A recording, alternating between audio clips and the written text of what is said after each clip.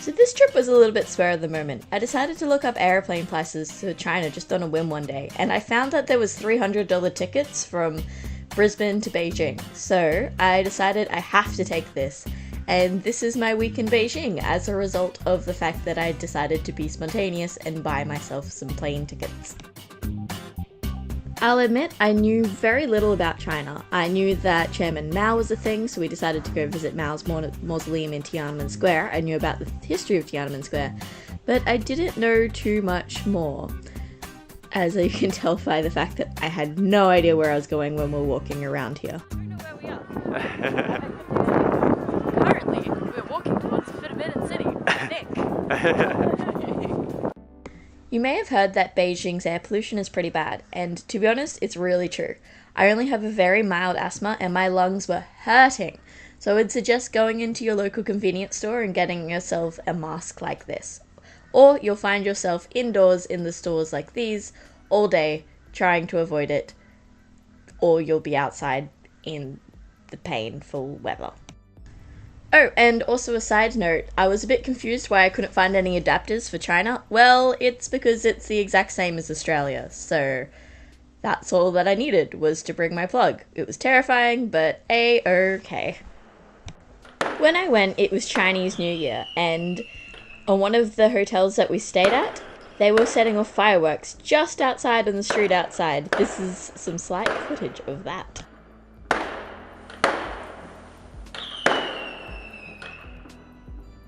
We finally decided to become tourists and go visit the Ming tombs, which is actually quite difficult to get to, but I'll tell you the story about that in a second. The area of the Ming tombs is actually quite large. It all starts with this red gate, where the center of it is where they would carry the dead emperors through. Okay, so getting here. Essentially what happened is, it's a little bit difficult to get there. First of all, we took a train from where we were to the Ming Tomb station, thinking, oh, this will be pretty close. We walk outside and it is really, really derelict. Like, nothing like what we'd seen in Beijing yet. It could just be because it's winter, but it was just so much different to what we saw before. And as we're walking out of the Ming Tomb station, there is a bunch of people in cars ushering us, asking us if we'd like to go to the Ming Tombs. We decided not to take their car and we're like, nah, we'll walk. Using Google Maps, which doesn't work in China, we walked for hours looking for the Ming tombs. Luckily, we actually did a pretty good job at finding them, but it's a tiring thing. I might say try and do this with a group, or else pack lunch and be prepared to get lost, but it was good fun. So when you do make it to the Ming tombs, whatever way that you find, it's essentially a long passageway of beautiful statues that they brought the dead emperors through before they buried them in the mountains behind. You can actually go visit the tombs themselves, but we didn't end up doing that as the day was getting a little bit late. It's a World Heritage Site and I would definitely recommend visiting it. It's quite fun and a little peaceful.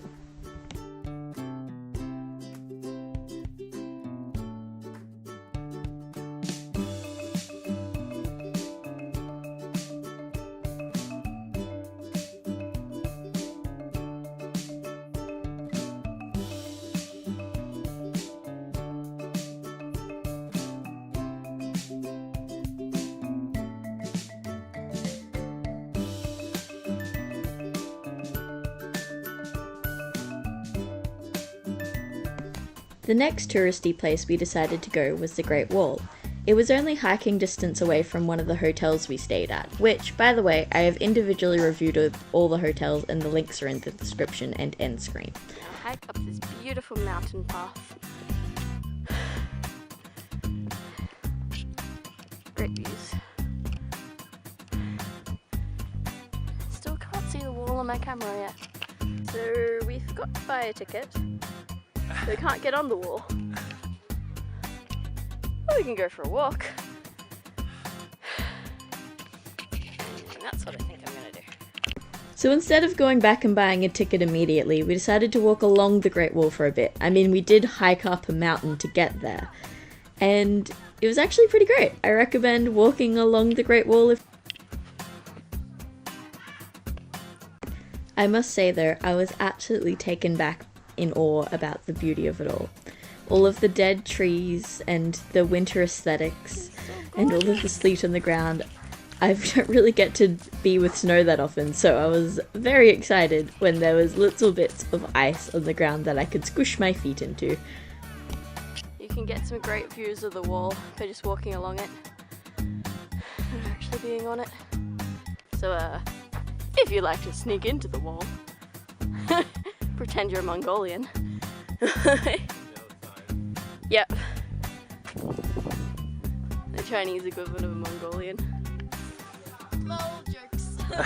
We did eventually get the tickets. It was very, very busy on top of the wall. Be prepared for tourists to be absolutely everywhere. It definitely takes away from the absolute tranquility that I got from walking along the wall. And also, definitely you should remember, there is lots of stairs, so do your exercise beforehand or you'll be doing it then. You can see the wall there, and then it goes down there, and you can see it again at the bottom of that gully. Oh yeah, and then again, it goes up there, and then it goes across those hills. On the way down, we decided to take the fast way down. The Louvre were 81, and it was a fast way to get down. Although at the end you sort of ended up getting a little bit slow because you'd get stuck behind all the slow people. To end the large day of walking around, I finished it off with the sit in a hot tub amongst the cold. It was the best thing ever. So we came back to the main section of Beijing. Our time amongst the wall was great, but alas, over. And we just had about 2 more days left in Beijing in another hotel. Remembering, all of the hotels have been reviewed in separate videos. I'll put the links at the end or here. And yeah, we just had time and money to spend. So what we ended up doing is going through all of the different parks in Beijing and just paying the entry fee and seeing where it took us. And this is some footage of that.